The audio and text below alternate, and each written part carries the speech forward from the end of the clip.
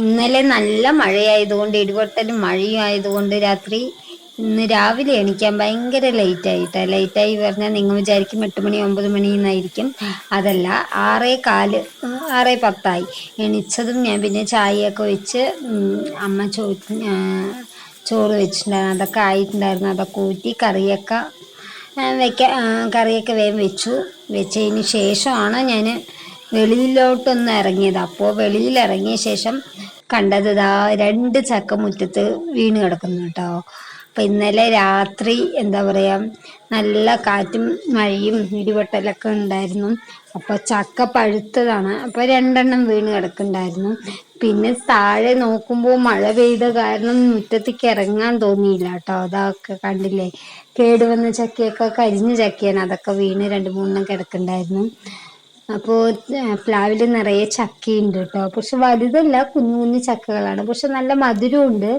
പക്ഷെ ചുള വന്നിട്ട് ചെറിയ ചുളയാണ്, പക്ഷെ നല്ല മധുരമുണ്ട് കേട്ടോ. പക്ഷെ ചക്കക്കുരുവൊക്കെ നല്ല വലുതാണ്, കൂട്ടാൻ വയ്ക്കാനൊക്കെ അടിപൊളി, വേഗം വേകുന്നുണ്ട്, അതേപോലെ നല്ല ടേസ്റ്റ് ഉണ്ട്.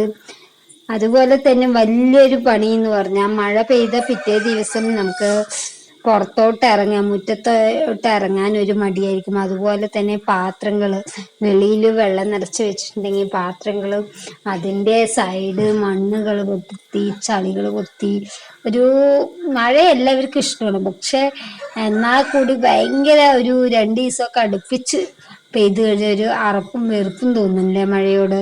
പക്ഷെ വെയിലായിക്കോട്ടെ, എത്ര മാസക്കണക്ക് വേണമെങ്കിൽ നമ്മ വെയിൽ കൊള്ളും. വെയിലിനെ പറഞ്ഞാൽ പ്രാഗം, എന്താ ഈ വെയിൽ അങ്ങനെ നമ്മൾ പറയുള്ളൂ.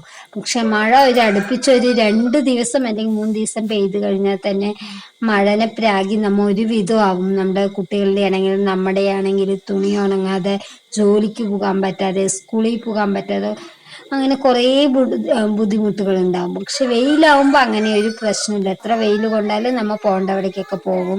അതേപോലെ അത്ര റിസ്ക് ഇല്ല.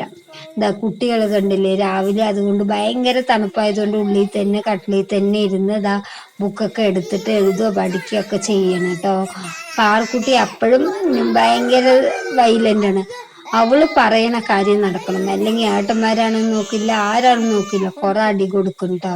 അവൾ അങ്ങനെയാണ്, അത്രയും വാശിയാണ് അവൾക്കിപ്പോൾ, ഭയങ്കര വാശിയായി. നേരത്തെ ഇത്ര വാശിയില്ലായിരുന്നു, പക്ഷേ ഇപ്പോൾ ഭയങ്കര വാശിയാണ്. അവൾ പറയുന്നത് തന്നെ നടക്കണം. അങ്ങനെ ആയപ്പോൾ മഴയൊക്കെ ആയപ്പോൾ ഭയങ്കര പണിയൊക്കെ കഴിയാൻ ഭയങ്കര താമസമായി, ഒരു മടിയായി. അപ്പോൾ ഇന്നത്തെ ഒരു ചെറിയ കുഞ്ഞ് വ്ളോഗാണ്. അപ്പോൾ മഴനെ കുറിച്ചുള്ള നിങ്ങളുടെ അഭിപ്രായം, മഴയാണോ നിങ്ങൾക്ക് കൂടുതൽ ഇഷ്ടം, വെയിലാണോ എന്ന് ഒന്ന് കമൻറ്റ് ചെയ്യണം കേട്ടോ. എന്തായാലും അതേപോലെ തന്നെ വീഡിയോ ഇഷ്ടമായാൽ നമ്മുടെ ചാനൽ ഒന്ന് സബ്സ്ക്രൈബ് ചെയ്യുക, ലൈക്ക് ചെയ്യുക, ഷെയർ ചെയ്യുക. ബൈ.